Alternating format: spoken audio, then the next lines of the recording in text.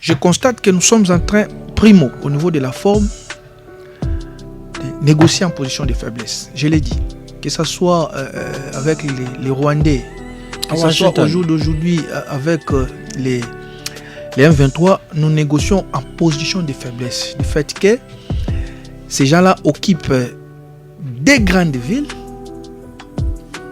ils assassinent notre peuple, ils violent, ils tuent. Et au jour d'aujourd'hui, l'État, allez, je vais le dire comme ça, n'est pas en mesure de rétablir l'autorité de l'État. Il nous impose, au fait, leur logique. C'est déjà un problème. Deuxième problème, c'est la pression au niveau de la communauté internationale. Je suis en train de me dire, est-ce qu'on aura vraiment le temps de discuter? Voyons, on fixe même les délais de discussion. Pour trouver ce préaccord, il a fallu que les représentants de M. Donald Trump puissent faire les déplacements. Et je ne vous dirai pas les informations que j'ai, c'est ce qu'il avait dit au départ. Comme homme d'État, je ne les dirai pas ici. Mais, allez, est-ce qu'on a vraiment le main libre? Que ce soit les M23, le Rwanda, les RDC, est-ce qu'on a vraiment les mains libres? Moi, ce qui m'intéresse ici, c'est les RDC. Ce n'est pas les M23, ce n'est pas les Rwanda. Bon, on constate que nous n'avions pas été capables militairement de vaincre les M23. Nous acceptons de négocier. Le vrai problème, je l'ai dit plus d'une fois, c'est au moment des discussions directes. Sommes-nous prêts à accepter l'inacceptable? C'est la plus grande question que je me pose. Parce qu'au jour d'aujourd'hui, je suis désolé de vous le dire, que je ne vois pas cet accord être signé sans pour autant accepter l'inacceptable. Qu'est-ce que j'appelle l'inacceptable ici? La pratique des mixages-brassages. Je ne vois pas comment on va l'éviter. L'accord définitif de Doha sera signé éventuellement le 27 août prochain. Et en signant cet accord avec celui de Washington, visiblement c'est la RDC qui gagne. Je ne sais pas comment vous direz ça. C'est-à-dire que si nous voulons la paix, à tout prix, nous effectivement nous avons dit nous aurons gagné la paix. Qu'est-ce que nous allons faire de cette paix? Et quelle est la valeur de cette paix? Il ne faut pas qu'on nous ramène dans des schémas de dire que nous gagnons. Comment voulez-vous dire que nous gagnons s'il n'y a pas de justice? Comment voulez-vous dire que nous gagnons si nous n'arrivons pas à vérifier sur notre territoire national qui vit, qui n'y est pas, qui a droit d'y être, qui n'est pas? Comment voulez-vous que nous disions que nous gagnons si nous n'avons pas respecté la mémoire de ceux qui ont été massacrés et tués? Mais ce qui est d'autant plus dangereux avec cela, non, nous ne pouvons pas dire que nous avons gagné parce que le coup amènera, vous savez que ce conflit amènera nécessairement un changement de la Constitution, à une autre lecture en tout cas de la Constitution. Et nous allons traverser une période d'instabilité. Il ne faudrait pas que nous nous comportions comme l'Irak en passant que les États-Unis ont compris, ils ont compris la leçon et dire que bon, les Congolais, c'est ce qui les intéresse, c'est la paix à tout prix. Donc ces pierres, ces minerais, ils n'en savent pas quoi faire. Nous, on va les aider. D'ailleurs, on va envoyer nos entreprises. On va effectivement, il peut y avoir des retombées économiques. Mais est-ce que nous aurons gagné en souveraineté nationale? Est-ce que nous aurons gagné en paix? J'ai entendu tout à l'heure. Donc la souveraineté nationale est fragilisée. Elle est fragilisée parce que, je vous dis, on a 9 frontières. Et si demain, il y a les velléités au nord avec le Centrafrique, le Soudan sur l'eau, et si aussi nous avons les velléités avec l'Angola, bien qu'aujourd'hui nous soyons en affaires. Donc, nous allons négocier à chaque fois. Alors, comment recouvrer cette souveraineté nationale après tous ces processus de paix, après la réussite de tous ces processus de paix? Malheureusement, que doit faire le Kinshasa? Non, il n'y a pas de panacée. Malheureusement, nous nous sommes rendus compte que le Kinshasa se rend compte qu'il est de plus en plus fragile. La preuve en est avec les dernières arrestations des généraux pour dire à quel point le verre est dans le fruit. Les dangers, au jour d'aujourd'hui, c'est le Rwanda. Il est sous pression, il fait semblant, mais après 2 à 3 ans, il va refaire les mêmes choses. Parce que pour les Rwandais, il ne faut jamais oublier ça. Que les Congolais qui nous suivent ne doivent jamais oublier. Contrôler la partie Est pour les Rwandais, c'est une question existentielle de vie ou de mort. Pour Kagame, s'il ne contrôle pas cette partie, il ne saura pas gérer les Rwandais parce que les Rwandais n'ont rien. Nous négocions. Je sais, cette analyse va faire très mal. Il y a même des gens qui vont couper pour envoyer à mon président Bitakwira. Moi, je m'assume. On va même envoyer au président. Moi, je m'assime. Je défends le pays. Je crois que nous sommes tombés dans un piège beaucoup plus compliqué. N'ayant pas, les mains libres, nous allons à la limite accepter l'inacceptable et c'est beaucoup plus dangereux pour notre... Sans tirer un seul coup de feu, les États-Unis et les Qatar, deux co-médiateurs dans ces conflits qui durent pratiquement 30 ans, ils accèdent aussi facilement aux minerais stratégiques de la RDC contre une promesse de paix. Effectivement, parce que Doha, c'est le premier investisseur économique à la fois pour le pouvoir de Kinshasa, mais également pour le Rwanda. Donc Doha a ses propres intérêts, non, les accords d'étroité, vous en souviendrez. Donc jusqu'à là, c'est Doha qui ramène du cash à Kinshasa. Le tungstène, mais également... Voilà, mais sans oublier le fait que beaucoup d'acteurs politiques, même la Kabylie, ont investi à Doha. Donc il y a vraiment un lien très fort économique. Les États-Unis, c'est la maman et le papa du Rwanda. C'est eux qui ont envoyé le Rwanda avec l'Ouganda faire commettre ces génocides dans la République démocratique du Congo. Donc sans eux, le Rwanda, l'Ouganda ne coûtera personne. Vous avez vu Paul Kagame, comment il se moque réellement de l'Union européenne. Il se moque de la France. D'ailleurs, il avait quitté la francophonie, mais il récupère aujourd'hui la gestion de la francophonie. D'ailleurs, on ne parle pas le français en Rwanda, mais ils gèrent la francophonie.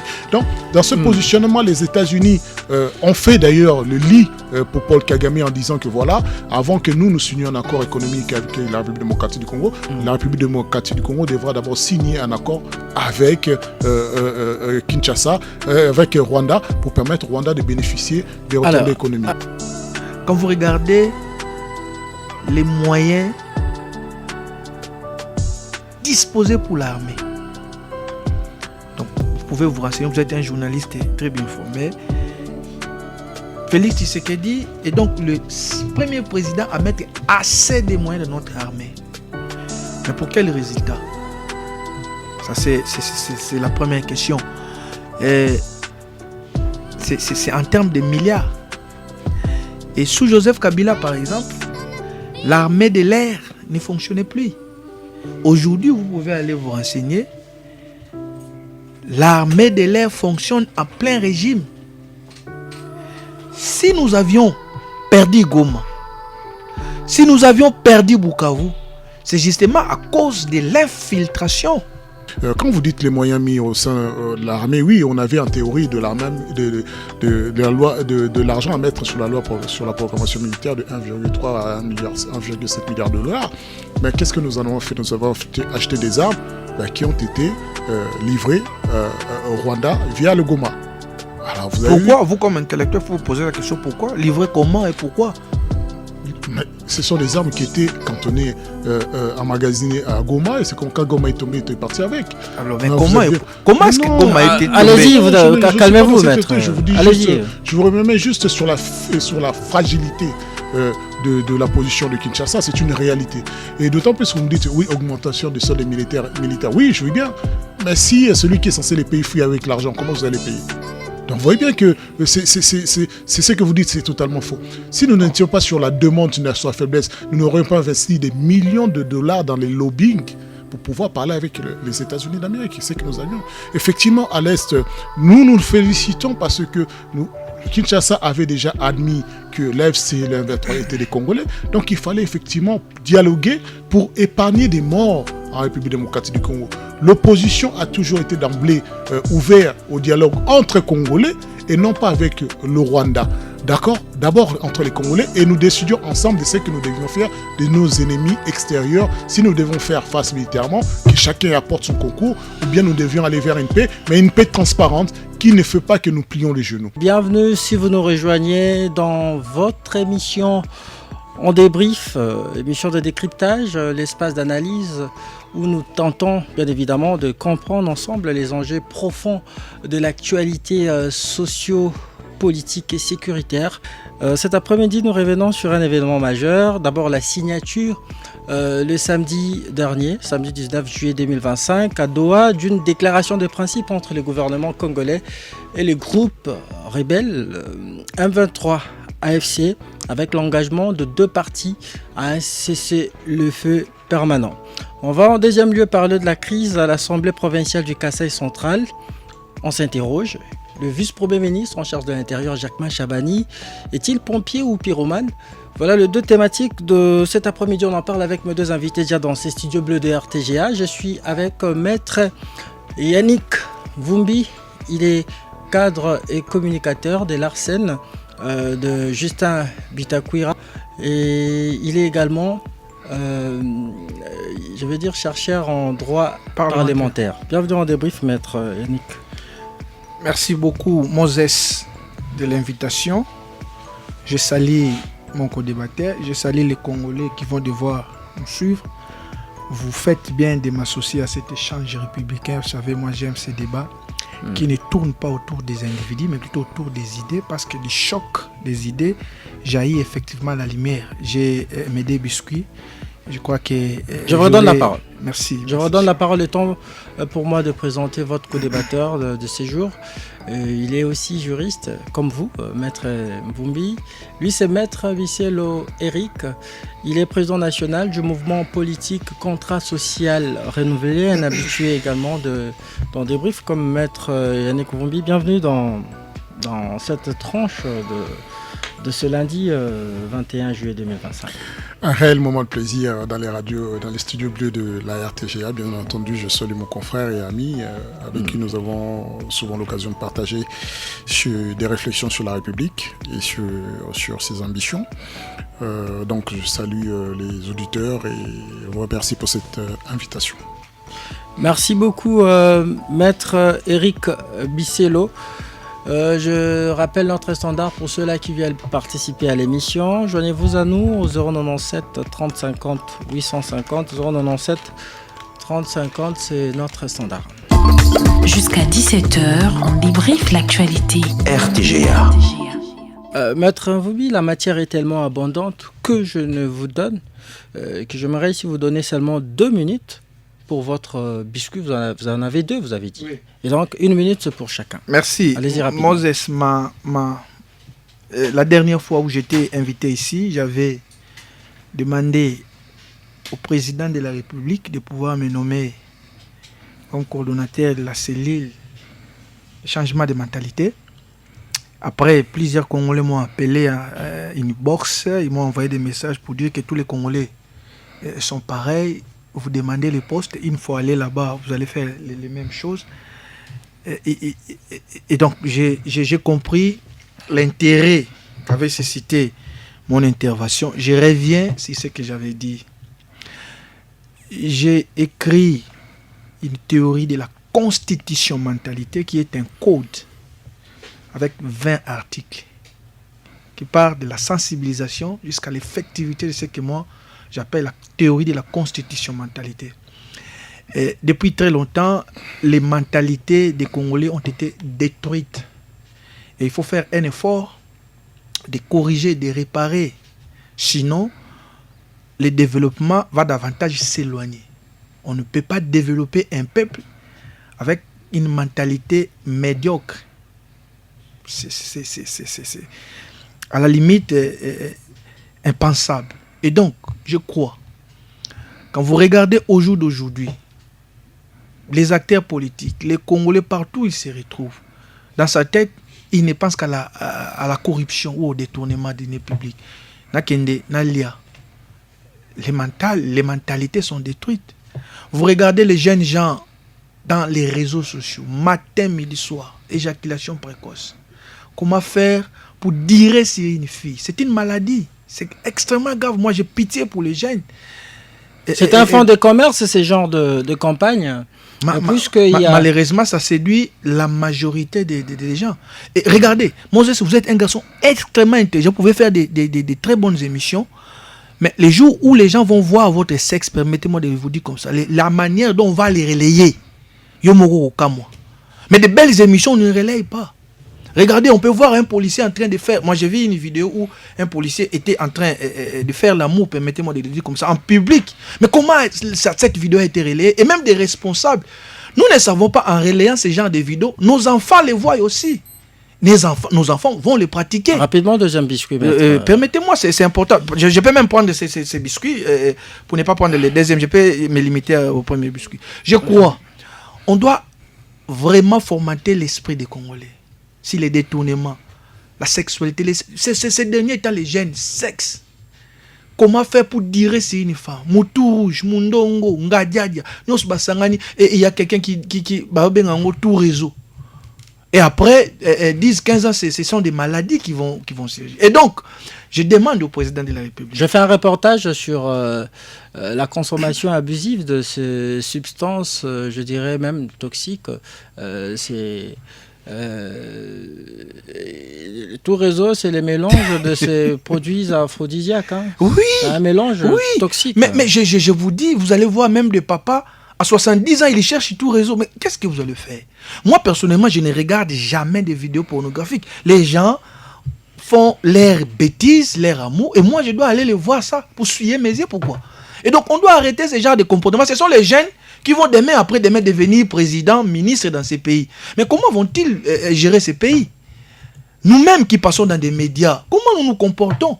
Quand vous voyez un monsieur responsable sur la chaussée, avec sa veste, belle Jeep, mais il y jette les papiers mouchoirs dans la chaussée. Merci. Il y jette dans les caniveaux. Vous voyez, lorsqu'il pleut à Kinshasa, les gens vont très vite aller. Je vais le dire à Lingala, Bafongoli, Badal, Nabangopo, Wese, Ebi Matina Balaba. Vous trouvez ça, c'est normal? Sommes-nous individuellement idiots ou collectivement fous? Il faut réfléchir, il faut travailler. On a nommé quelqu'un à ses postes.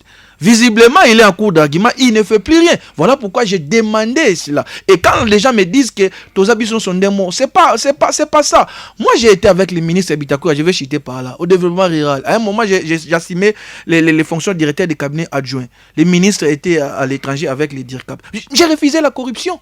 Les gens sont venus me dire Yogo Bongate, et la plupart des gens qui ont accepté la corruption ont acheté des pensées. Moi, j'ai refusé la corruption. Allez au développement rural, les gens me connaissent. Donc, nous ne sommes pas tous pareils. Si on laisse cette république comme ça, demain après demain, vous allez voir.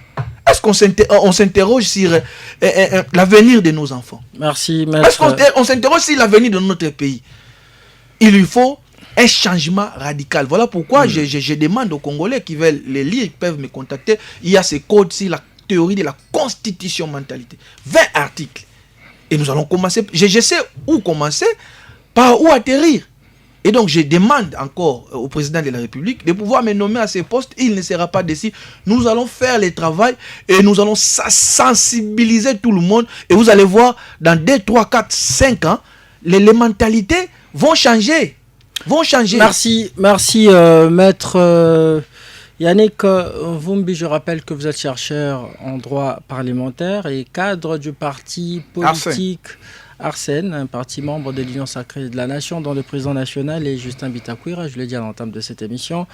Et votre biscuit entraîne obligatoirement que les biscuits de votre co-débatteur, parce que l'équilibre oblige. Vous avez aussi votre temps d'antenne le même temps d'antenne pour les biscuits. Effectivement, on ne va pas être très long, c'est juste un scandale.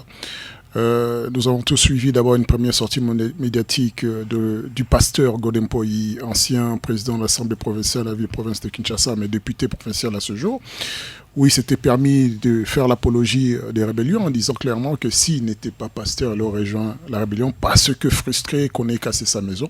Déjà, il légitime effectivement un certain nombre d'acteurs qui ont rejoint la rébellion parce qu'on leur a pris leur poste, parce que ils ne se sont pas retrouvés.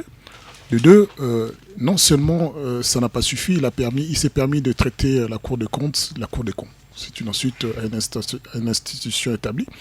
Et malheureusement, nous sommes habitués, nous, particulièrement, je me dis, être opposition républicaine, à ce genre de dérive de ceux qui sont proches du pouvoir ou bien qui sont dans la même région que le chef de l'État. Mais ce monsieur ne s'arrête pas là, il se permet de passer de nouveau dans les médias pour nous insulter, pour dire que non, lui, il parle en français, donc c'est nous qui ne comprenons pas les français, donc il met ici comme étant une préposition subordonnée à...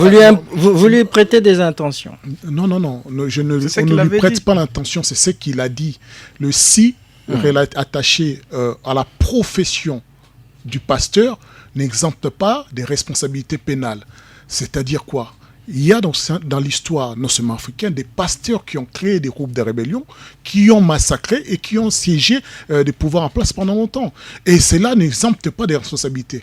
Être pasteur ne fait pas de vous un super homme. J'aurais aimé qu'ils disent effectivement, étant un amoureux de la République, étant un amoureux de la citoyenneté, étant amoureux de la patrie, étant un amoureux de la paix, comme un homme de Dieu, jamais il pense à rejoindre cela. Mais ce qu'il lui dit, c'est être pasteur, comme si ça faisait de lui un homme spécial, un homme qui est au-dessus de tout soupçon. Non, monsieur Godin-Poy, vous n'êtes pas au-dessus de tout soupçon. D'ailleurs, si on fouille bien, il y a bien des raisons pour lesquelles on détruit cette maison. Si on fouille bien, la corruption ne doit pas être loin, puisque votre amitié avec l'ancien gouverneur de la ville-province de Kinshasa a bien un moment créé des polémiques au sein de la gestion de la ville-province de Kinshasa. Donc, à un moment, il faudrait que les autorités nous fassent comprendre, nous expliquent, est-ce qu'il y a 2 poids 2 mesures, est-ce qu'il y en a certains qui peuvent dire des choses et ainsi échapper à la rigueur de la loi, ou bien c'est parce que seulement la rigueur de la loi ne s'applique qu'à l'opposition, ou bien ceux qui ne partagent pas l'entièreté des visions et des visées politiques de la majorité.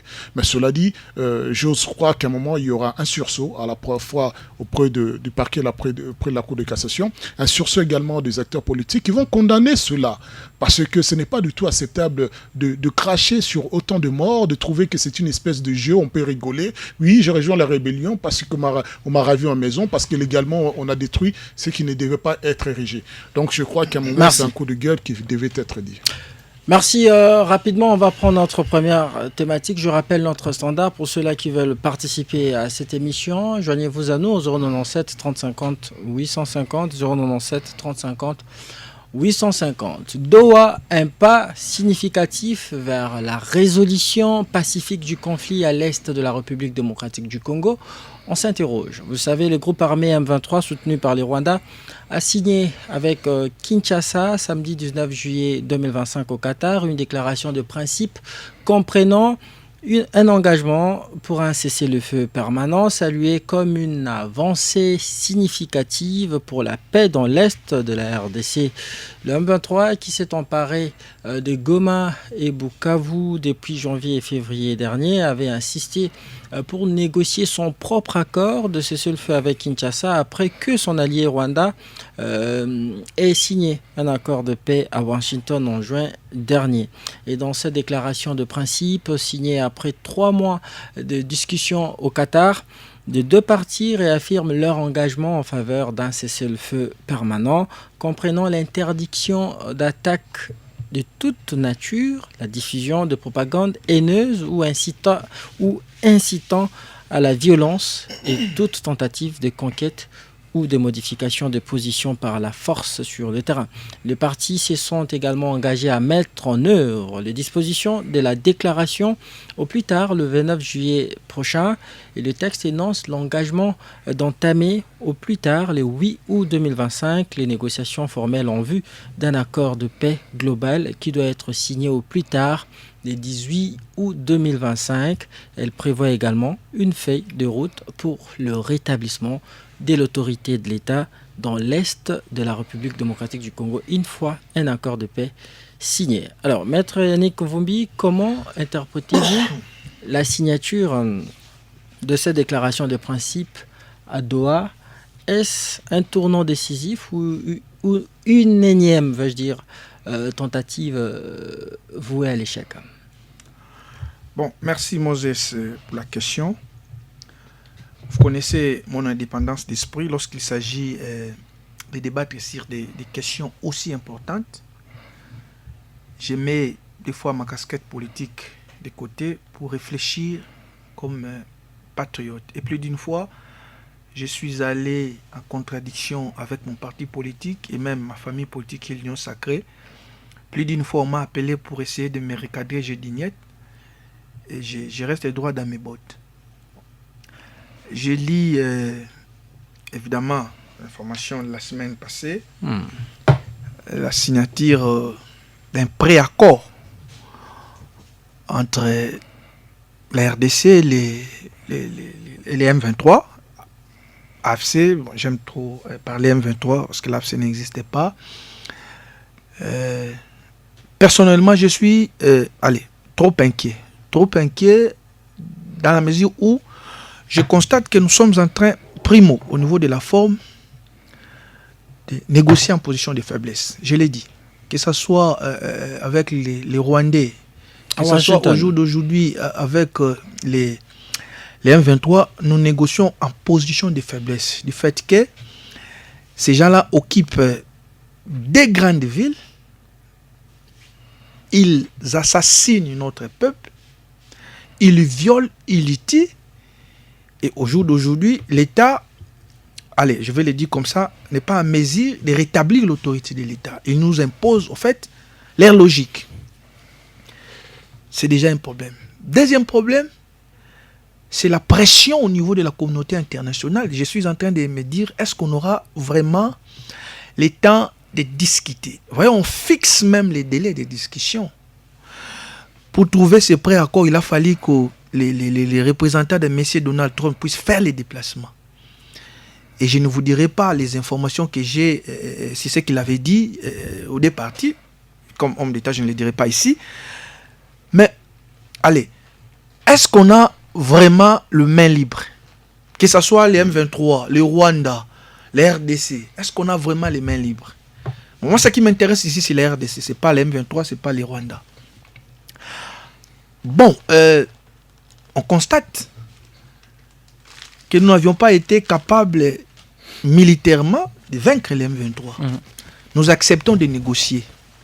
Le vrai problème, je l'ai dit plus d'une fois, c'est au moment des discussions directes. Sommes-nous prêts à accepter l'inacceptable? C'est la plus grande question que je me pose. Parce qu'au jour d'aujourd'hui, je suis désolé de vous le dire, que je ne vois pas cet accord être signé sans pour autant accepter l'inacceptable. Qu'est-ce que j'appelle l'inacceptable ici? La pratique des mixages-brassages. Je ne vois pas comment on va l'éviter. Sincèrement, je vous dis, je ne vois pas comment on va l'éviter. Ben, vous avez toujours suivi les déclarations faites ici à Kinshasa par tant du côté du gouvernement que de certains leaders d'opinion qui estiment qu'il ne sera nullement question de brasser, de mixer l'armée nationale. Il y a des gens qui confondent rêver sa vie et vivre ses rêves. Je vous dis, dans des discussions directes, ça sera beaucoup plus compliqué. Kagame a longtemps joué sur cet aspect-là, les mixages et les brassages. L'objectif ici, c'est détruire systématiquement notre armée. Et au début, le président Tshisekedi avait très bien compris les jeux. Mais au jour d'aujourd'hui, la manière dont les choses sont en train d'être faites, je perds que nous puissions retomber. Je ne vois pas au jour d'aujourd'hui, parce qu'on n'a pas les mains libres, comment on va refuser les brassages. Plus d'une fois, je vous ai dit, quand vous regardez parmi les combattants du M23, s'ils y sont 20 000, au jour d'aujourd'hui, il y a une certaine langue qui parlerait de près de 50 000 hommes. Bon, je sais que c'est un mensonge. On parle de 50 000 hommes. Mais les M23 peuvent venir vous dire que nous sommes au nombre de 30 000. Et très souvent, ils présentent les Congolais. Dans les 30 000, vous pouvez voir 1500, 2000 Congolais. Et les 28 000, ce sont des Rwandais. Comment on va les identifier? Comment on va les refuser? Ça, c'est la plus grande inquiétude. Et la rébellion a aujourd'hui presque 50 000 hommes. Et donc, tous ces combattants seront déversés au sein des FARDC. Ou peut-être que cela sera traité au cas par cas, comme l'évoque l'accord de Washington. Qui ne lit pas forcément les M23, sinon on ne signerait pas l'accord en aparté avec les M23. C'était ça le piège. Vous allez voir, je ne suis pas un prophète des malheurs. Les discussions vont commencer. La question sur la table, c'est le brassage, le mixage. Ça, c'est une chose. Mais deuxième chose, est-ce qu'on va, une fois de plus, sacrifier la justice? Chers amis, les mêmes causes produisent les mêmes effets. Depuis 1997, les auteurs de ces crimes n'ont jamais été sanctionnés. N'ont jamais été condamnés. C'est comme ça qu'il prend les leaks. Dans les M23 aujourd'hui, il y a des gens qui ont commencé avec les FDL, la FLAFDEL, CNDP, RCD. Aujourd'hui, il se retrouve pourquoi? Il a peut-être été gracié déjà plus de 2-3 fois. Je connais le nom, je peux même vous les citer. Mais comme nous n'avons pas allez dire, les mains libres, est-ce qu'on ne va pas davantage sacrifier la justice, voir un certain Corneille Nangaa revenir ici, gracier, récupérer tous ses biens, gyrophare, armes, protection ici à Kinshasa? C'est ma plus grande crainte, ma plus grande peur. Voir un certain Bissimois, Makenga. Il y a Bissimois qui l'a même dit aujourd'hui. Il a dit que, je vais lire son tweet de ce lundi 21 juillet, il a dit que ni le champ de bataille, ni sur la table de négociation, nous n'œuvrons pour notre départ du pays. À Doha, nous négocions les conditions favorables pour que chaque citoyen vive tranquillement dans notre pays. C'est des questions de gouvernance qui sont mises en cause. Comment vous... mais j'ai lu les tweets, mais quand il dit chaque citoyen puisse vivre mieux dans son pays, en réalité, il parle aussi des citoyens rwandais. Parce que lui, depuis très longtemps, il ne fait que défendre la cause rwandaise. Ils se disent de Congolais lésés, frustrés par la mauvaise gouvernance de Kinshasa. Malheureusement, c'est là où je dis, même quand au niveau de Kinshasa, on prend un dialogue inclusif, on peut faire plusieurs dialogues. Il y aura toujours des Congolais corruptibles, des Congolais faibles d'esprit que Kagame va manipuler. Pour arrêter cela, il faut réformer notre armée. Il nous faut une puissance militaire. Je ne sais pas si vous avez suivi les discours du président Macron il y a 5-6 jours passés. Je ne sais pas si vous avez suivi M. Xi Jinping. Au jour d'aujourd'hui, le monde va très mal. Nous ne sommes pas très loin de l'explosion. La déclaration de Macron mettant en exergue leur puissance, leur force militaire. Exact. Ouais. C'était le 14, je crois, défilé. Allez. Au jour d'aujourd'hui, la France est en train de revoir comment augmenter les budgets, sinon doubler les budgets de l'armée. L'OTAN est en train de le faire. L'Allemagne est en train de le faire. Les dangers, au jour d'aujourd'hui, c'est le Rwanda. Il est sous pression, il fait semblant, mais après 2 ans, 3 ans, il va refaire les mêmes choses. Parce que pour le Rwanda, il ne faut jamais oublier ça. Que les Congolais qui nous suivent ne doivent jamais oublier. Contrôler la partie Est pour le Rwanda, c'est une question existentielle de vie ou de mort. Pour Kagame, s'il ne contrôle pas cette partie, il ne saura pas gérer le Rwanda parce que le Rwanda n'a rien. Nous négocions. Je sais, cette analyse va faire très mal. Il y a même des gens qui vont couper pour envoyer à mon président Bitakwira. Moi, je m'assume. On va même envoyer au président. Moi, je m'assume. Je défends le pays. Je crois que nous sommes tombés dans un piège beaucoup plus compliqué. N'ayant pas les mains libres, nous allons à la limite accepter l'inacceptable et c'est beaucoup plus dangereux pour notre pays. Merci. Vous avez cité ici votre président Bitakwira qui a toujours tenu un discours hostile contre le Tutsi de la RDC. Non, c'est un mensonge. C'est plutôt un discours hostile contre les Rwandais. Vous ne savez pas. Vous savez, je vais vous révéler une vérité. Vous savez que Bitakwira aujourd'hui se retrouve seul dans sa famille. Bon, allez, ses frères et sœurs ont été tués par les Rwandais. Savez-vous cela? Et c'est par représailles qu'il tient ce discours aussi. Les Rwandais n'aiment pas la vérité. Bitakwira connaît mieux Kagame plus que beaucoup de Congolais. Parce que, attendez. En 97, Kagame a envoyé des émissaires venir les chercher pour qu'ils puissent rejoindre l'AFDEL. Il a refusé. Bitakwira a été reçu en 98 par Mouzé Laurent Désiré Kabila, alors à l'époque président de la République. Bitakwira lui a dit il ne faut jamais faire confiance à ces Rwandais, ils vont vous tuer. 2 ans plus tard, Kabila a été assassiné. C'est le même discours que le président Bitakwira est en train de tenir. Il avait dit au président Tshisekedi il ne faut jamais faire confiance à ces gens-là. Et le président Tshisekedi a compris, je crois qu'il est dans une bonne voie. Il n'a jamais eu des mots très durs à l'égard de tout Rwandais. Allez. C'est un débat. Tout Rwandais, est-ce que ça existe? Mais au moins, tout celui qui s'identifie comme Congolais, il doit aimer le pays et non prendre les armes, tuer comme Kagame fait, comme Kabila est en train de faire. Et demain, vous allez nous voir, nous, Bitakwira Yannick, applaudir ces gens-là. Ça ne passera pas. Merci, maître Yannick Mvumbi. Continuez à nous envoyer vos messages au 097 30 50 850. 097 30 50 850. Arrêtez de nous appeler. Faites simplement un message. Envoyez-les nous sur WhatsApp ou par SMS, on va bientôt les lire. Maître Eric Bisello, vous suivez ces discours du coordonnateur, vous l'avez suivi, du coordonnateur de M23 FC, Bertrand Bissimois. Et visiblement, les rebelles n'en démordent pas, ils s'obstinent à maintenir leur position dans les zones occupées. Et nulle part dans cette déclaration de principe, il a été fait mention de retrait de ce groupe rebelle des territoires occupés. Visiblement, nous sommes entre espoir de paix et doute persistant après la signature de cette déclaration de principe. Manifestement, au regard de ce que nous avons pu lire sur la déclaration de principe, il est clair que la paix va être imposée aux partis par les Américains sans pour autant changer d'un iota sur le terrain.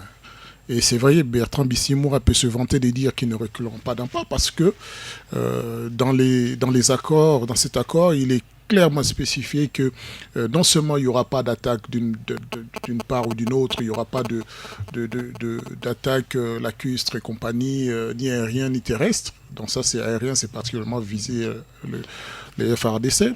Deuxièmement, il n'y aura pas de changement sur le terrain, des positionnements.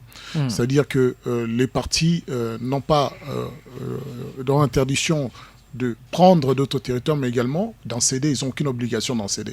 Donc chacun reste dans ses frontières, dans ses contrées. Mais cela dit, au regard déjà des gestations qui se passent sur le terrain, personne n'est dupe. Personne ne dit que l'autre respectera ces principes-là. Donc, merci, moi, peut-être d'autant plus confiant que, comme à Washington, ici, Kinshasa est contraint à signer un accord qui lui est désavantageux. Ce n'est pas parce qu'on se cantonne aux accords, aux principes généraux en disant l'étanchéité des frontières, souveraineté nationale, que cela va de soi. Donc, souveraineté nationale, mais nous avons accepté, par exemple, à Washington, d'avoir l'armée rwandaise sur le territoire national pendant que nous disons ensemble que ce sont des principes d'inviolabilité. Ici, cet accord, en principe, est censé être signé entre les Congolais, donc le Rwanda n'est pas concerné. Et ici, parmi ces Congolais, dont l'AFC et la M23, ils disent clairement, oui, notre problème est intrapolitique, donc ça ne concerne pas tant les frontières, puisque nous sommes d'emblée d'accord que nous avons pour frontière la République démocratique du Congo, nous respectons la Constitution et ceci et cela, mais in fine, c'est le rôle de l'État est joué par qui devient déterminant ici. Parce que dans ces accords, nous avons clairement vu les partis dire voilà, le rétablissement de l'autorité de l'État sur tout le territoire national, mais ils n'ont pas tous les deux les mêmes définitions de l'État. Pour Kinshasa, considère que l'État c'est lui. Pour Bertrand Bissimois, l'FCN23 considère que l'État c'est une entité qui devra naître, qui est déjà là, mais qui devra être représentée par d'autres acteurs qui ne correspondent pas à ceux qui sont aux genèses de cette histoire.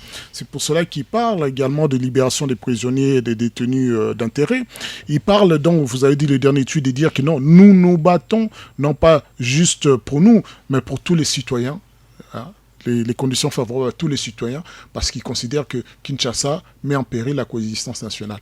Donc, l'ensemble de ces prétentions, et des cantonnements, des positions des uns et des autres, met en évidence clairement une transition politique. Et Kinshasa aura des difficultés. En parlant de tous les citoyens, il faut noter qu'il y a eu repeuplement de certains Rwandais dans les territoires occupés. Le président de la République l'avait... non seulement... il avait martelé dessus. Même la Sanko l'avait dit, les catholiques l'avaient dit. Non seulement c'est une vérité, mais c'est un schéma qui ne date pas d'aujourd'hui. Les génocides des Congolais à l'Est visent à implanter les Rwandais sur le territoire national. Et non seulement ce schéma-là a été appuyé par l'accord signé à Washington qui parle des retours des réfugiés, bien entendu volontaires, cadrés par la MONUSCO ou les Nations Unies, et ça sans le contrôle quasiment de Kinshasa, c'est-à-dire de l'État congolais. Et c'est répété de nouveau dans ces accords-ci, les retours volontaires, c'est-à-dire M23, si on regarde sa rhétorique depuis toujours, a obtenu ce qu'il voulait, ramener les Rwandais qui sont Rwanda, qui sont Ouganda, sur le territoire national, sans que le Kinshasa ait quelque chose à dire. Et là, effectivement, celui qui va opérer cette opération, c'est lui qui va faire ce rapatriement, c'est la MONUSCO, dont le régime de Kabila et le régime de Kinshasa avaient demandé le départ pour inefficacité, pour incapacité à rétablir la paix, pour incapacité à protéger les Congolais. Et parce que, bizarrement, juste au moment où la MONUSCO devait partir, nous avons vu cette avancée fulgurante de M23 et bien sûr la naissance de l'AFC de Nanga. Donc il n'y a pas de hasard dans ce schéma international, sachant que aussi longtemps que nous serons faibles, cela apportera des bienfaits aux pays occidentaux, notamment les États-Unis en l'espèce aujourd'hui, qui fait cavaler seul en laissant les Européens de côté, puisqu'il y a une guerre commerciale farouche entre entre plusieurs acteurs économiques internationaux, dont la Chine et la Russie, où le premier qui aura les minerais de la République démocratique du Congo pourra se vanter des 30 prochaines années de prospérité économique et industrielle. Donc ici, il n'y a pas de sentiment à y mettre. Je remercie, je reconnais, je loue la sincérité de mon confrère ici, qui ne fait pas dans la démagogie de dire que nous avons négocié dans une position de faiblesse, mais on ne peut pas faire procès à Kinshasa, puisque Kinshasa vise sa survie. Il est ici question de survie purement politique. Et là, je crois que c'est ça qui manque, cette fibre, donc s'ils se disent patriotiques, de dire, un patriote dit bon gré, mal gré. Mzé l'a dit. Il a dit, voilà, je ne signerai rien. Pire que ça, je vais prendre le temps nécessaire, mais je vais réarmer mon armée. Je vais me composer une armée. Et on a beau jacter qu'il y a une loi qui interdise les brassages et mixages, mais c'est contenu dans ces accords, bien qu'on essaie de dire ça va être fait intuitif, personné, après contrôle. Au cas par cas. Mais comment voulez-vous identifier? Est-ce qu'on a même un registre ici? Est-ce qu'on peut même identifier une personne sans une pièce d'identité? Est-ce qu'on peut dire qui a fait quoi, quand, à quel moment? Si ce n'est qu'on vise généralement les généraux, les commandants. Mais toutes ces personnes, mais même ceux qui sont dans l'Oiselon, auront commis des génocides, auront commis des actes contraires à l'ordre et à la morale. La morphologie peut faciliter cette opération. Là, je crois que c'est ça l'erreur la plus dangereuse. Parce que si nous visons expressément la morphologie, on va nous dire qu'il y a une morphologie congolaise. Ce qui se sous-entend que ceux qui sont au nord, frontière soudanaise, ne sont pas des Congolais, ceux qui vivent pourtant chez nous. Non, il y a des gens qui ont une morphologie néolotique qui sont Congolais, parce que la nationalité ne dépend pas de la morphologie.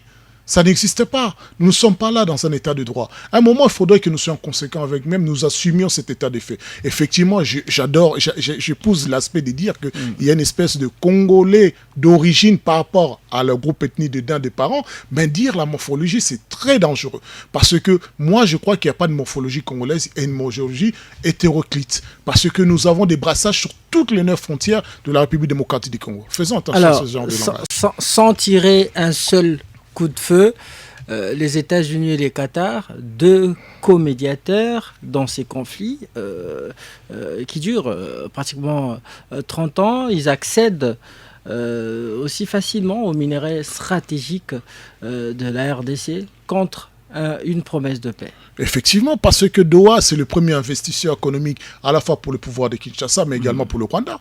Donc Doha a ses propres intérêts, non, les accords d'étroité, vous vous en souviendrez. Donc jusqu'à là, c'est Doha qui ramène du cash à Kinshasa. Le tungstène, mais également... Voilà, mais sans oublier le fait que beaucoup d'acteurs politiques, même la Kabylie, ont investi à Doha. Donc il y a vraiment un lien très fort économique. Les États-Unis, c'est la maman et le papa du Rwanda. C'est eux qui ont envoyé le Rwanda avec l'Ouganda faire commettre ces génocides dans la République démocratique du Congo. Donc sans eux, le Rwanda, l'Ouganda ne coûtera personne. Vous avez vu Paul Kagame, comment il se moque réellement de l'Union européenne. Il se moque de la France. D'ailleurs, il avait quitté la francophonie, mais il récupère aujourd'hui la gestion de la francophonie. D'ailleurs, on ne parle pas le français en Rwanda, mais ils gèrent la francophonie. Donc, dans ce positionnement, les États-Unis ont fait d'ailleurs le lit pour Paul Kagame en disant que voilà, avant que nous signions un accord économique avec la République démocratique du Congo, la République démocratique du Congo devra d'abord signer un accord avec Kinshasa, avec Rwanda, pour permettre au Rwanda de bénéficier des retombées économiques. Alors, Maître, dernière question avant de revenir à votre co-débatteur. L'accord définitif de Doha sera signé éventuellement le 27 août prochain. Et en signant cet accord avec celui de Washington, visiblement, c'est la RDC qui gagne. Je ne sais pas comment vous direz ça. C'est-à-dire que si nous voulons la paix, à tout prix, nous, effectivement, nous avons dit nous aurons gagné la paix. Qu'est-ce que nous allons faire de cette paix? Et quelle est la valeur de cette paix? Il ne faut pas qu'on nous ramène dans des schémas de dire que nous gagnons. Comment voulez-vous dire que nous gagnons s'il n'y a pas de justice? Comment voulez-vous dire que nous gagnons si nous n'arrivons pas à vérifier sur notre territoire national qui vit, qui n'y est pas, qui a droit d'y être, qui n'est pas. Comment voulez-vous que nous disions que nous gagnons si nous n'avons pas respecté la mémoire de ceux qui ont été massacrés et tués? Mais ce qui est d'autant plus dangereux avec cela, non, nous ne pouvons pas dire que nous avons gagné parce que le coup amènera, vous savez que ce conflit amènera nécessairement à un changement de la Constitution, à une autre lecture en tout cas de la Constitution. Nous allons traverser une période d'instabilité. Il ne faudrait pas que nous nous comportions comme l'Irak en pensant que les États-Unis ont compris, ils ont compris la leçon et dire que bon, les Congolais, c'est ce qui les intéresse, c'est la paix à tout prix. Donc ces pierres, ces minerais, ils n'en savent pas quoi faire. Nous, on va les aider. D'ailleurs, on va envoyer nos entreprises. Effectivement, il peut y avoir des retombées économiques. Mais est-ce que nous aurons gagné en souveraineté nationale? Est-ce que nous aurons gagné en paix? J'ai entendu tout à l'heure... Donc la souveraineté nationale est fragilisée. Est fragilisée parce que, je vous dis, on a 9 frontières. Et si demain, il y a les velléités au nord avec le Centrafrique, le Soudan sur l'eau, et si aussi nous avons les velléités avec l'Angola, bien qu'aujourd'hui nous soyons en affaires. Donc, nous allons négocier à chaque fois. Alors, comment recouvrer cette souveraineté nationale après tous ces processus de paix, après la réussite de tous ces processus de paix? Malheureusement, que doit faire le Kinshasa? Non, il n'y a pas de panacée. Malheureusement, nous nous sommes rendus compte que le Kinshasa se rend compte qu'il est de plus en plus fragile. La preuve en est avec les dernières arrestations des généraux pour dire à quel point le ver est dans le fruit. Et pour dire pire, c'est vrai que nous parlons tout le temps des infiltrations rwandaises, mais il y a également des infiltrations américaines. Il y a des infiltrations françaises. À quel niveau? À quel niveau? Vous avez niveau pas de l'armée? Des services de renseignement. Le dernier en date, c'est celui qui... Jacques Wondo, c'est pas un Congolais, c'est un Belge. Et à quel niveau il travaille? Est-ce l'infiltration ou bien c'est une sollicitation peut-être de service? Non. L'infiltration vient du fait que les informations détenues sont d'ordre secret et seront données à l'autre partie. Parce que ces gens-là, ils sont congolais quand ils gagnent de l'argent, mais dès que ça va mal ou bien dès qu'on veut les arrêter, ils traversent les frontières. Donc certains on arrête ici dans des boîtes, dans des boîtes pour traverser l'autre Congo de Brazza. Donc c'est une réalité congolaise où certains acteurs sont dans des places stratégiques, mais ils ont une autre nationalité. À la première occasion, ils vont essayer de rejoindre la nationalité dont ils épousent, dont ils ont des intérêts d'ailleurs, où ils ont investi, ils ont acheté des maisons. Donc c'est une forme d'infiltration, que vous le vouliez ou non, c'est un état de fait. Merci Maître Eric Bisello. Continuez à nous envoyer vos messages au 097 30 50 850. 097 30 50 850. Écrivez-nous sur WhatsApp ou par SMS, on va bientôt lire vos messages. Maître Yannick Vumbi, la victoire diplomatique, permettez-moi de le dire comme ça, de Kinshasa nous épargnera au moins de la balkanisation planifiée de la RDC. Est-ce cela? Bon, vous savez, je l'ai dit, d'ici 2030, si l'on y prend garde, ces pays risquent d'être balkanisés. Quand j'ai commencé à le dire, il y a beaucoup de gens qui m'avaient appelé pour me dire que vous êtes en train de rêver. Alors que les ennemis de la République étaient vraiment en train d'y travailler. Alors, j'ai entendu Maître Eric dire beaucoup de choses. Je reviens sur 2-3 petites choses que j'ai entendues. Non, vous n'avez que 5 minutes pour cette prise de parole. Ah, ok. Il dit, allez, c'est une question de survie pour ces régimes. Sinon, voilà, il a même fait allusion à Musée. Je ne crois pas. Quand vous regardez les moyens disposés pour l'armée, donc vous pouvez vous renseigner, vous êtes un journaliste très bien formé. Félix Tshisekedi est donc le premier président à mettre assez de moyens dans notre armée. Mais pour quel résultat? Ça, c'est la première question. C'est en termes de milliards. Et sous Joseph Kabila, par exemple, l'armée de l'air ne fonctionnait plus. Aujourd'hui, vous pouvez aller vous renseigner. L'armée de l'air fonctionne en plein régime. Si nous avions perdu Goma, si nous avions perdu Bukavu, c'est justement à cause de l'infiltration. C'est justement à cause de l'infiltration. Il y a des gens qui ont une loyauté. Allez, départager. À un moment, il est congolais. À un autre moment, il est rwandais. Mais d'où viennent ces infiltrations? C'est dans les processus de mixage-brassage. Dans les processus de mixage-brassage, quand Kagame vous envoie ses militaires, et très souvent, ça c'est une information top, secret que j'ai lu. Vous voyez, la plupart des militaires rwandais que Kagame envoie, les troupes, ce ne sont pas des soldats bien formés. Au Rwanda, c'était des jeunes gens, des coupeurs de route, des gens qui ne savent même pas très bien manipuler l'arme. Il garde ces militaires formés à Kigali. Tu vois, les gens qui combattent là, ce ne sont pas eux qui seront déversés dans notre armée. Il va les rappeler et envoyer des jeunes gens qui ne connaissent rien. Seulement au niveau des hauts gradés qui va prendre 2, 3, 4, 5. Et donc, le vrai problème ici, c'est l'infiltration. Est-ce que nous allons encore tomber dans ces pièges? Au vu de la situation, je commence à craindre. Je commence à craindre. On peut faire tous les procès qu'on veut à Félix Tshisekedi. Mais au moins, vous sentez que c'est un nationaliste. Vous sentez au moins que c'est quelqu'un qui se bat. Il a fait encore allusion ici aux arrestations. Lui-même, avocat, il est surpris. Moi, je suis derrière un dossier, mais cher ami, il y a des choses qu'on ne peut pas dire ici. Vous allez voir des hauts gradés de l'armée. À chaque fois qu'il y a des réunions secrètes, moins de 2 minutes, Kigali est informé. Au plus haut sommet de l'armée. Et ce n'est pas moi qui l'ai dit. Vous souvenez l'ancien chef d'état-major, Chiwewe, l'avait aussi dit. Même dans un audio qui a fuité. Lui-même l'avait dit. La première dame aussi avait déploré cela. Donc, voilà pourquoi je vous ai dit que est-ce qu'on négocie avec les mains libres, mains liées? Parce que si on n'y travaille pas sur la question de l'infiltration, retenez ce que je vous ai dit. Je suis en train de vous dire. Lorsque les discussions directes vont débiter, ils n'auront pas beaucoup de questions à mettre sur la table. Première question, la question de gouvernance. Là, on sait que c'est du n'importe quoi. Non, vous gérez très mal, vous volez, il faut partager les pouvoirs.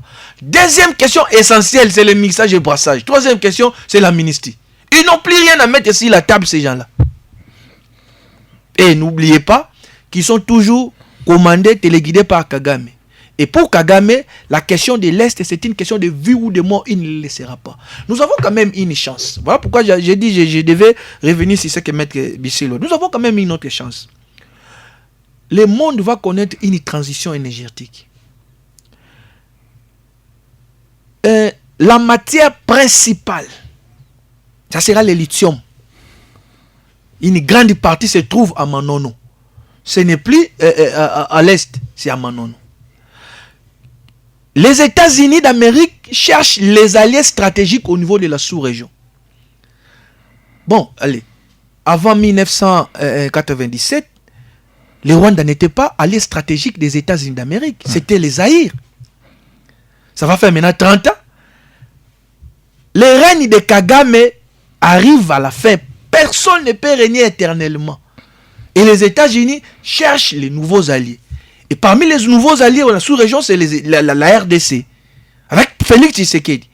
Au moment où nous parlons, nous sommes en train... Allez, je ne sais pas si la délégation est rentrée, mais il y a une délégation qui travaille avec les États-Unis d'Amérique sur cette question des minéraux. Minéraux contre sécurité. Ça, c'est une belle occasion pour nous réarmer davantage. Pour réformer notre armée davantage. Parce que Maître Bisselo l'a dit. Aujourd'hui, nous voyons le Rwanda. Je vous dis, demain après demain, c'est le lithium, c'est à Manono. Vous voyez la Zambie, c'est un ennemi potentiel pour nous. La Zambie que vous voyez là. Et qu'est-ce qu'il faut faire? Kiwis pakem parabellum. Nous devons nous préparer à faire une guerre longue et populaire. Et donc, je veux bien qu'on signe cet accord. Je sais on va le signer. Parce que ce soit les M23, les Rwanda, on nous met une forte pression. Je sais qu'on va le signer. Mais la durée, ça va. Est-ce qu'on va les respecter pour toujours ou pour un temps? La réponse tout de suite, c'est pour un temps. Kagame va essayer de jouer avec le temps parce que là, il n'aura pas beaucoup de marge de manœuvre. Le jour où peut-être Donald Trump ne sera plus là, il va tenter de refaire les mêmes choses parce Merci. que c'est une question de vie ou de mort. Merci. Et donc, je chute, permettez-moi de chuter, Maître Eric a eu plus de temps que moi pour mettre toutes les paroles. Ah, vous avez le même temps d'antenne. Je chute pour dire, on a quand même une belle opportunité au jour d'aujourd'hui de négocier directement avec les États-Unis d'Amérique. Que les gens que nous envoyons là-bas doivent être sérieux. Connaître le pays, connaître les richesses du pays, négocier sincèrement avec les États-Unis d'Amérique. On ne peut pas au jour d'aujourd'hui éviter les États-Unis. Les États-Unis d'Amérique, c'est une force militaire. Avec la parole, les États-Unis d'Amérique ont réussi à mettre fin à la guerre entre Pakistan et Inde. Deux pays qui détiennent l'arme nucléaire. Avec la pression des États-Unis d'Amérique, on a réussi à mettre fin à la guerre entre Iran et Israël. Et donc ne négligeons pas la donne des États-Unis d'Amérique. Au jour d'aujourd'hui, on a l'occasion de discuter. Nous avons des minéraux stratégiques que les Américains cherchent. Il faut bien négocier, préparer notre armée. En tout cas, moi, c'est cette question. Je continue à faire confiance au président Tshisekedi parce qu'il a les soucis des militaires. Vous avez vu, il a doublé les salaires. Il a acheté, au jour d'aujourd'hui, on peut s'inventer. On a quand même des avions CH4. On a quand même des Sukhoi. Sous Joseph Kabila, on n'avait pas cette artillerie militaire. Et donc, je chute en disant, saisissons cette opportunité, belle opportunité, de discuter avec les États-Unis. Les États-Unis ne sont pas liés à collaborer toujours avec les Rwandais. En politique, les alliances se font et se défont. Nous pouvons nous arranger, nous pouvons nous ici réussir à détourner l'attention des États-Unis d'Amérique vers les Rwandais pour les amener vers le Congo parce que nous avons ce qu'ils sont en train de chercher. Alors, merci Maître Bisello. Vous avez suivi les différents avis des acteurs tant de l'opposition que de la majorité, mais également certains leaders de forces sociales. Ils ont salué ce pas franchi vers la paix de Doha. Est-ce qu'après la signature de l'accord de paix à Doha, le M23 vont-ils aussi intégrer le dialogue envisagé au niveau de Kinshasa qui sera éventuellement organisé par les évêques et les CC? Tout d'abord, il faut corriger quelques faits. Le Pakistan et l'Inde n'ont pas été ramenés à la paix par les États-Unis. Ils sont tous les deux détenteurs de la bombe nucléaire, donc c'est pour cela la détente elle vient naturellement après. Non, les États-Unis ont joué un rôle absolument important. Aucun. Non, vous n'avez pas l'information. Vous n'avez pas l'information. Je peux vous dire même qu'il y a eu des avions français qui ont été abattus au-dessus du Pakistan. Donc non, je sais très bien. Donc j'ai suivi ces trucs, mais les États-Unis n'ont rien fait du tout. Et en plus, vous dites quelque chose qui est totalement faux. Moi, je ne sais pas. Je ne me souviens pas que les États-Unis aient ramené la paix quelque part, comme vous semblez être si fier de le dire, mais libre à vous de croire. Quand vous dites les moyens mis au sein de l'armée, oui, on avait en théorie de la loi de l'argent à mettre sur la programmation militaire de 1,3 à 1,7 milliard de dollars. Mais qu'est-ce que nous avons fait? Nous avons acheté des armes qui ont été livrées au Rwanda via le Goma. Alors, pourquoi, vous comme intellectuel, vous posez la question pourquoi? Livrer comment et pourquoi? Mais ce sont des armes qui étaient cantonnées, emmagasinées à Goma, et c'est quand Goma est tombé, il est parti avec. Alors, mais comment est-ce que Goma a été tombé? Allez-y, calmez-vous, maître. Je vous remets juste sur la fragilité de la position de Kinshasa, c'est une réalité. Et d'autant plus que vous me dites, oui, augmentation des soldes militaires. Oui, je veux bien. Mais si celui qui est censé les payer fuit avec l'argent, comment vous allez payer? Donc vous voyez bien que c'est ce que vous dites, c'est totalement faux. Si nous n'étions pas sur la demande, sur la faiblesse, nous n'aurions pas investi des millions de dollars dans les lobbying pour pouvoir parler avec les États-Unis d'Amérique. C'est ce que nous avions. Effectivement, à l'Est, nous félicitons parce que Kinshasa avait déjà admis que l'AFC et l'M23 étaient des Congolais. Donc il fallait effectivement dialoguer pour épargner des morts en République démocratique du Congo. L'opposition a toujours été d'emblée ouverte au dialogue entre Congolais et non pas avec le Rwanda. D'accord? D'abord entre les Congolais, et nous décidions ensemble de ce que nous devions faire de nos ennemis extérieurs. Si nous devons faire face militairement, que chacun apporte son concours, ou bien nous devions aller vers une paix, mais une paix transparente qui ne fait pas que nous plions les genoux. Donc, nécessairement, il y aura un dialogue de ceux qui n'ont pas pris les armes, parce que nous ne sommes pas là pour assister à votre débâcle ou à votre incapacité à gouverner. Nous sommes là également pour apporter notre mot, notre capacité à vous montrer une bonne gestion. Et je crois que oui, parce que...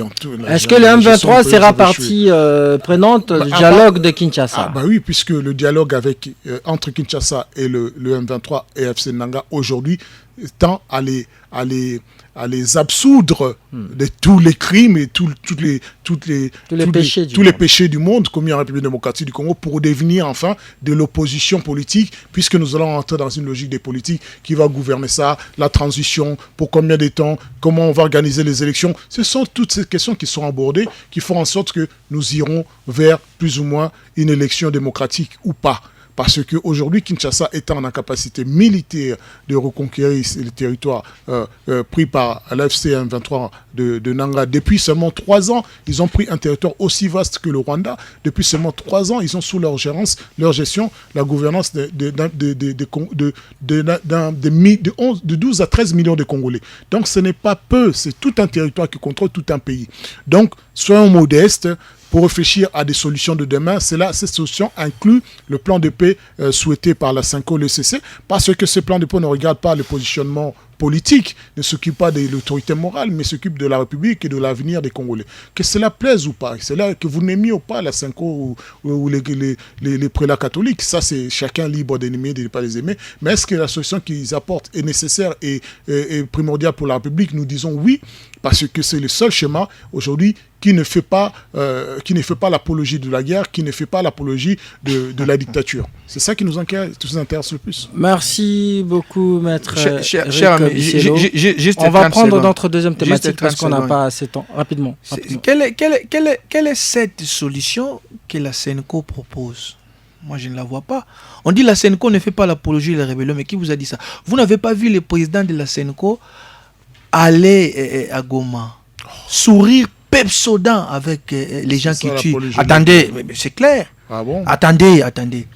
Ah bon? La CENCO a dit Oubi et Orbi ici qu'à Kinshasa, on était en train de tuer les Swahiliphones.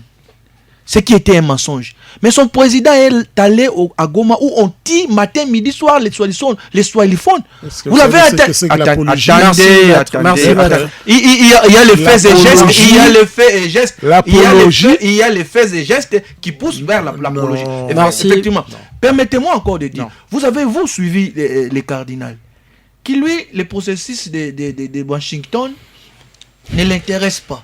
Mais merci maître. Permettez-moi de vous interrompre, on n'a plus assez de temps pour notre deuxième thématique que nous abordons déjà. Jacquemin Chabani, pompier ou pyromane, on s'interroge. Vous savez, l'Assemblée provinciale du Kasaï central est en proie à une crise persistante, une guerre de leadership entre deux camps, de députés provinciaux qui a conduit en juin dernier à la destitution du bureau définitif de l'organe délibérant et à l'installation d'un bureau d'âge, d'ailleurs contesté vigoureusement par un autre groupe de députés.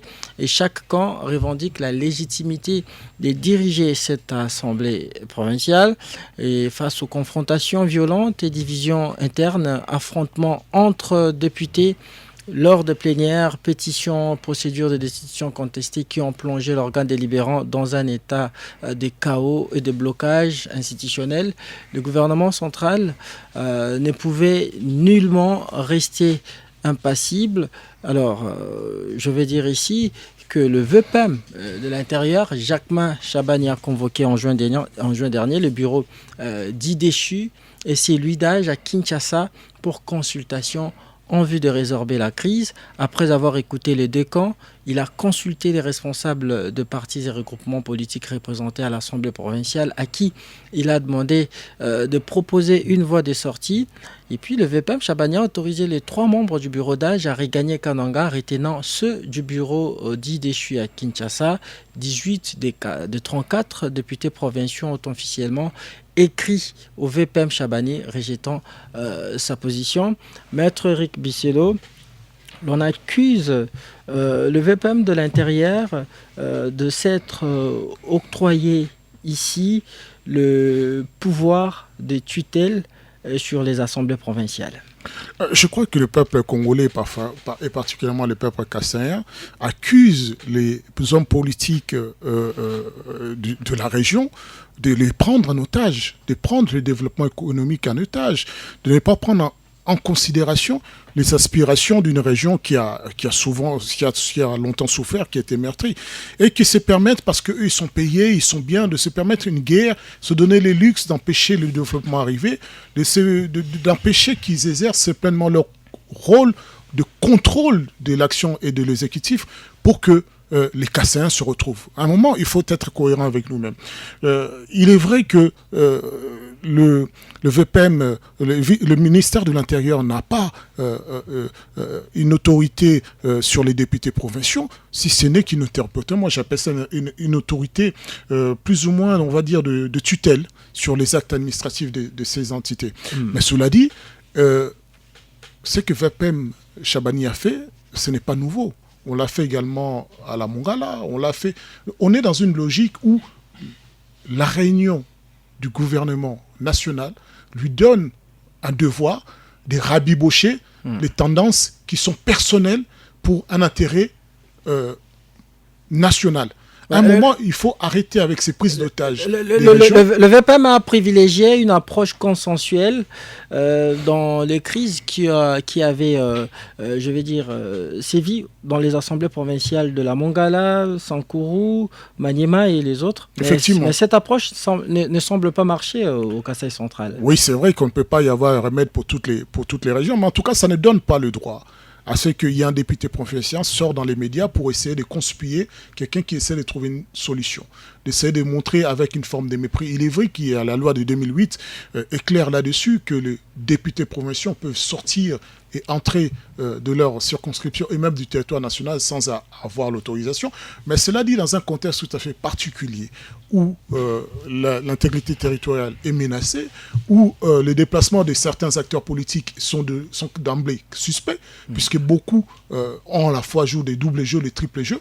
À un moment, il faut un peu de l'ordre. Ce sont des acteurs politiques importants où on ne peut pas se permettre aujourd'hui, moi en tout cas si j'étais aux affaires, de se réveiller ce matin, vous vous réveillez, vous êtes pour Kinshasa et le soir on vous voit à côté de Nanga en disant voilà j'ai ramené des millions que j'avais détournés à Kasaï ou bien au Katanga. À un moment, soyons conséquents avec nous-mêmes. Moi je crois que si l'action posée par les VPM de l'intérieur avait pour objectif de déstabiliser, je comprendrais, avait pour objectif de remettre en question les prérogatives, je peux comprendre. Mais là, il est ici question de faire valoir d'abord l'intérêt supérieur de la nation, c'est-à-dire, mais vous êtes là parce que vous avez été élu par une population pour une mission spécifique. Et vous êtes arrivé, vous vous dites non, nous allons semer ce qu'on appelle les clivages au-delà de la région. C'est-à-dire des clivages tribus, des clivages tendancieux des personnes. À un moment, soit en considéré même, le chef d'État signe l'ordonnance nommant tous ces acteurs politiques. À un moment, il faut reconnaître à l'autorité suprême le droit de dire, à un moment, ça suffit avec tous ces désordres. Alors, puisque vous avez cité la loi de 2008, cette loi portant libre administration des provinces, il y a cette loi martèle sur la dissolution d'une assemblée provinciale lorsque celle-ci fait l'objet d'une crise persistante pendant plus ou moins 6 mois, et c'est le président de 2 chambres du Parlement qui vont constater cette dissolution et le président de la République va prendre une ordonnance. Est-ce que Jacquemain Chabani, voyant cela, a-t-il peut-être voulu désamorcer c'est ça qu'il faut nous reconnaître, c'est salutaire de dire, voilà, avant d'arriver à une crise persistante ou qui empêcherait le bon fonctionnement des institutions, essayons de trouver un accord. Parce que parfois, vous regarderez ce qui divise ces acteurs politiques locaux, c'est plutôt juste des positionnements individuels ou bien des manipulations des acteurs extérieurs. Donc, à un moment, si au niveau national, on arrive à apporter un climat de paix, de sérénité, de travail, parce que vous avez dit au Kasaï particulièrement, bureau d'âge contesté, bureau qui était là contesté, bureau d'opposition contesté. En fait, personne n'est légitime. Ce qui remet en question quelque part le bon fonctionnement de ces élections, parce qu'on se pose la question comment vous êtes tous arrivés là. Et je crois que dans ce genre de circonstances, si au sortir de ces pourparlers, il y a ce genre de sortie médiatique comme l'a fait celui qui Vous parlez de la vidéo de monsieur Zachary Bababassoué. Il est député provincial. Député provincial. Si ces sorties médiatiques qui tendent à faire le buzz plutôt qu'à amener la cohésion au sein d'une entité décentralisée, à un moment, je crois que le chef d'État n'a pas besoin d'attendre 6 mois. Qu'on les dissoute simplement, on les renvoie aux élections. Parce que ce n'est pas possible d'être aussi sourd à l'appel de la paix, de la cohésion nationale, surtout en cette période tout à fait charnière. Merci Maître Eric Bisello. Maître Annick Vumbi, je l'ai dit ici à l'entame de cette émission, vous êtes chercheur en droit parlementaire. Votre co-débatteur vient d'évoquer le coup de gueule de Zachary Bababassoué, qui est député provincial à l'Assemblée provinciale. Il récuse le fait que le VPM de l'intérieur ait entamé ce processus consensuel, je vais dire, au sein de l'Assemblée provinciale. Il accuse d'avoir usurpé de prérogatives qui ne lui sont pas dévolues par la Constitution. Comment jugez-vous cela? Et aussi le mauvais arbitrage du conflit. Bon, merci Moses. Je préfère répondre scientifiquement sur la question plutôt que de venir répondre à M. Zachary Bababassoué. Lui ne connaît pas les droits parlementaires, il n'a aucun niveau. J'ai vu dans la vidéo, il a dit que c'est un juriste, c'est un praticien des droits. En fait, c'est un théoricien et que le VPM, c'est un praticien. Ce n'est pas parce qu'on a, une licence en droit qu'on devient juriste. Un juriste, c'est un praticien des droits. Vous pouvez être licencié en droit, mais vous n'êtes pas juriste. Et lui, il ne connaît pas les droits. Il connaît la musique. Il ne peut pas venir faire des leçons aux juristes. Lui, il connaît la musique, il sait danser. Il connaît Balola Luket. Ça, c'est son domaine de prédilection. Les droits, il doit les laisser aux juristes. Et je ne peux pas lui répondre. Lui, il n'a aucun niveau. Moi, chercher un droit parlementaire, venir répondre à ces messieurs, c'est trop bas. Allez. Non, enfin, je ne vous dis pas de lui répondre. C'est un député qui s'est senti lésé. Ah, il est député. Il est député provincial à l'Assemblée. Il séjoue. À l'Assemblée. Il est toujours à Kinshasa. Pendant la consultation à DZ, c'est lui qui était les chefs de la communication du conseil spécial, tout le temps à Kinshasa ici. Ils sont en vacances parlementaires. Non, mais pendant ce temps, il n'était pas en vacances. Il est toujours à Kinshasa dans des hôtels. Lui, il ne siège même pas. Je ne sais pas comment était-il, lui, Eli. Alors, cette question revient souvent. Et très souvent, les gens comprennent mal le rôle du ministre de l'Intérieur. Pour comprendre les relations entre l'État, la province et les entités territoriales décentralisées, il y a fondamentalement 4 textes qu'il faut lire. Si vous ne lisez pas ça, vous allez taper à côté. Le premier texte, c'est la Constitution. La Constitution du 18 février impose 3 centres d'impulsion. Et on commence par l'État, la province et les ETD. 3 centres d'impulsion. Et deuxième texte, vous avez loi portant principes fondamentaux, la libre administration des provinces que M. Eric Bisello avait évoqué ici. Troisième loi, c'est loi portant organisation fonctionnement des conférences de gouverneurs. Et vous allez voir le rôle du ministre de l'Intérieur, qui en réalité, pendant la conférence des gouverneurs, il est rapporteur. Ce n'est pas en vain. Quatrième texte, ici, c'est loi relative aux entités territoriales décentralisées. Alors, dans les 3 centres d'impulsion, l'État veille au respect des normes, de la légalité, mais beaucoup plus veille sur la sécurité de la République. Et dans la République, vous avez l'État, vous avez les provinces et les ETD. Lorsqu'il y a un conflit, persistant ou pas, entre l'Assemblée provinciale et les gouverneurs, c'est le ministre de l'Intérieur qui intervient. Pourquoi il intervient? Parce que c'est lui qui gère au quotidien la sécurité des Congolais, la sécurité des institutions. Ce n'est pas pour rien qu'il a sous sa tutelle l'ANER, la police, même la DGM. Ce qui fait en sorte qu'un ministre de l'Intérieur a plus d'informations que beaucoup de ses collègues in specie, vous avez un conflit permanent au sein de l'Assemblée provinciale, d'institutions. Moi, j'ai suivi avec attention, soutenu cette situation. C'est ridicule. Les gens ont voulu même se battre.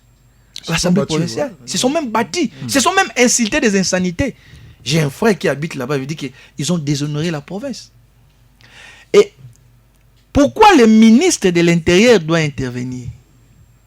C'est pour préserver l'ordre public. Dans l'ordre public, vous avez la sécurité publique, la salubrité publique et la tranquillité publique.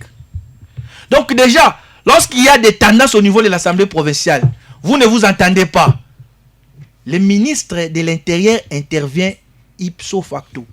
Là, il y a une autre notion de droit. Ce n'est plus le droit parlementaire, c'est le droit gouvernemental. Mais la crise aurait été mal gérée par le VPM de l'Intérieur parce que c'est le groupe de députés minoritaires qui aurait évincé le bureau définitif et puis il a pris acte de cela. Non, comment jugez-vous ces deux poids, deux mesures? Les VPM n'intervient pas en amont, c'est plutôt en aval. Il constate un fait et lui, il prend acte. Mais ici, le vrai problème, c'est la tranquillité. Vous avez des députés qui ne s'entendent pas, qui veulent se battre. Qui, pour calmer les jeux. Et plus grave, beaucoup de gens ne le savent pas. Le ministre de l'Intérieur, c'est vrai, Maître Bisselo l'a dit, il ne tire pas ses pouvoirs de la loi, mais de la pratique. Le ministre de l'Intérieur peut suspendre les activités d'une assemblée provinciale. Avec d'un seul principe du droit gouvernemental. Salus populi suprema lex. Le salut du peuple, c'est la loi suprême. Y a-t-il un soubassement juridique? Y a-t-il une loi qui lui confère cette autorité? Non, c'est un principe de droit. C'est un principe de droit. La loi ne lui interdit pas, ne lui autorise pas. Lisez toutes les lois que je viens de vous les citer. On ne lui interdit pas de suspendre. On ne lui autorise pas de suspendre. Or, lorsque la loi n'a rien dit, on fait recours à des principes généraux de droit. Et ici, je vous cite un principe salus populi suprême. Et donc, la sagesse du ministre de l'Intérieur, il faut le saluer. Cette approche-là, consensuelle, des dialogues. Mais pourquoi les autres ont peur?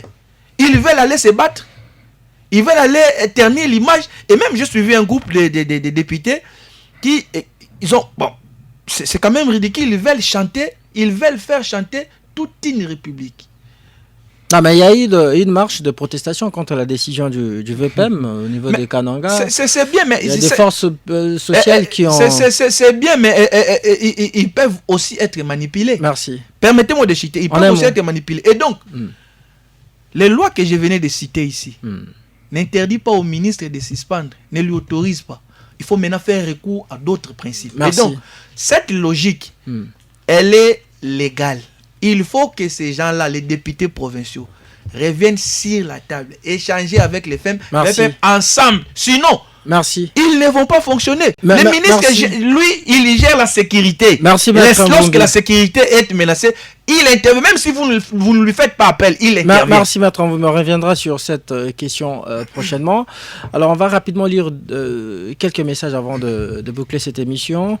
Bonjour cher Moses Masunga, c'est Boris Boranda et depuis la commune de la Gombe. Nous voulons tous la restauration définitive de la paix dans la partie est de notre pays. La question que nous posons est celle-ci. Si les deux parties, la RDC et le Rwanda, ont signé un accord de principe, cela s'avère qu'ils ont été d'accord. Pourquoi juste après Doha, ils se sont vite mis en contradiction sur les médias? Que Vubi nous réponde. Le Rwanda et la RDC ont déjà signé un accord de paix. Ce n'est pas un accord de principe. Je crois qu'il faisait allusion à Kinshasa et M23. Bonsoir ma radio. C'est très triste pour la RDC. Le pays est vendu aveuglément à Trump. C'est naïf de penser que la paix et le développement d'un pays africain viennent de l'Occident. Zelensky a refusé de brader les richesses ukrainiennes, voulait-il dire, à Trump. Mais en RDC, il y a gratuitement faut le dire, Zelensky a signé cet accord Autre qui message. octroie des minerais aux États-Unis. Bonjour RTGA, cet accord de principe de Doha, c'est un accord de la honte malgré les offrandes que ce régime a données aux États-Unis et au Rwanda sans consulter le peuple souverain. Où est passée la ligne rouge? Pourquoi accepter ce qu'on a refusé en Angola avant tous ces morts? Quand un régime accepte l'inacceptable, c'est-à-dire il accepte de partir. C'est Roi David Angaliema. On prend ces derniers messages. Bonjour RTGA, vos invités peuvent nous dire à quelle ligne le bilan du gouvernement souminois après une année à la tête du... Non, ce n'est pas notre thème du jour malheureusement. Bonjour RTGA, comment expliquer qu'un pays 4 fois plus... Non, le message c'est plutôt... Ouais. Les Américains n'ont pas amené la paix nulle part. Ils ont jamais amené la paix nulle part au monde et ils livrent et les livres d'histoire sont là. Leur seul but, ce sont les matières premières de la RDC qui ne bénéficiera à rien sauf une paix relative. Ce sont les Américains qui ont amené la paix. Ils seront là à soutenir d'autres pays voisins. Effectivement, il faut suivre. En Angola, oui. Voilà. Et voilà. Oui, merci. Oui. Ainsi se referme complètement cette émission.